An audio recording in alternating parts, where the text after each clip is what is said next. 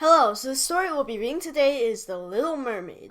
Now being still limited time, but he's splitting the story into two parts, so this is part 1.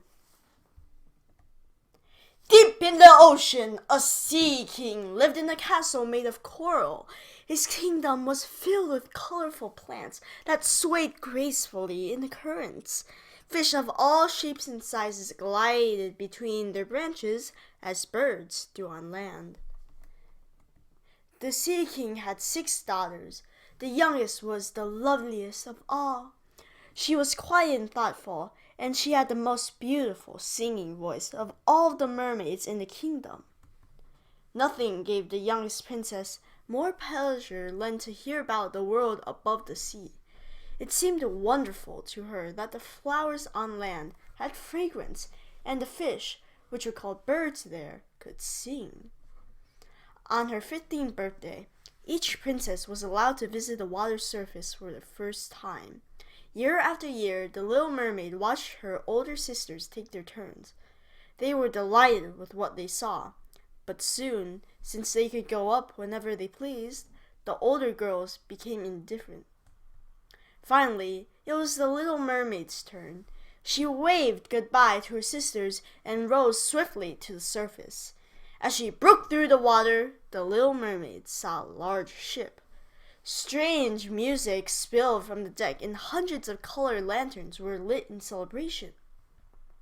She swam closer and saw a handsome young prince. Ooh! She watched him for a long time and realized it was his birthday too. The wind began to blow harder, and the sky grew very dark. Pounding waves battered the prince's ship, and she could hear it creak and groan. Suddenly, in a flash of lightning, she saw the handsome prince fall into the sea and begin to sink. At first, the little mermaid was happy that the handsome prince would come to her father's kingdom. But then she remembered that the human prince could not survive beneath the sea. She dove under the waves and used all of her strength to pull the prince's head above the water. Then she brought him safely to shore. Tenderly, the little mermaid brushed the hair from the prince's face and bent her head to kiss his forehead.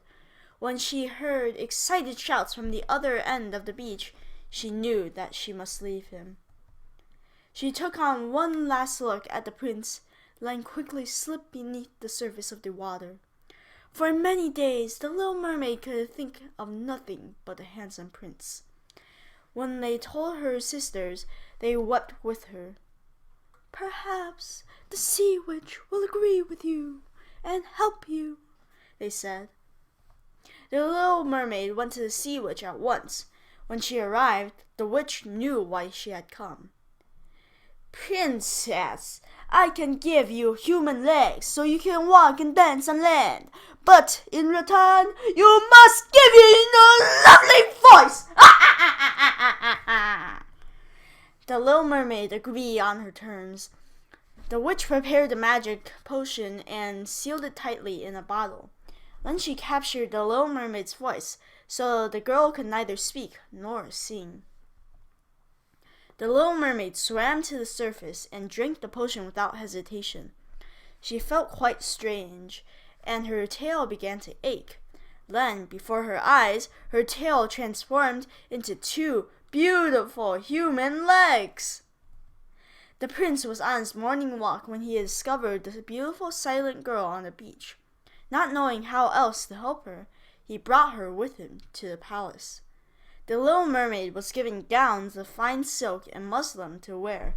She was the most beautiful creature in the palace, but she could not communicate with her voice.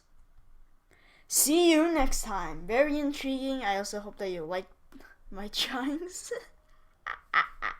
There's a tail, symbolizes the mermaid, and then here's the foot of the mermaid.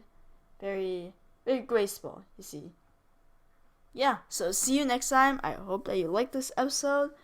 Yep, bye-bye. I am a mermaid.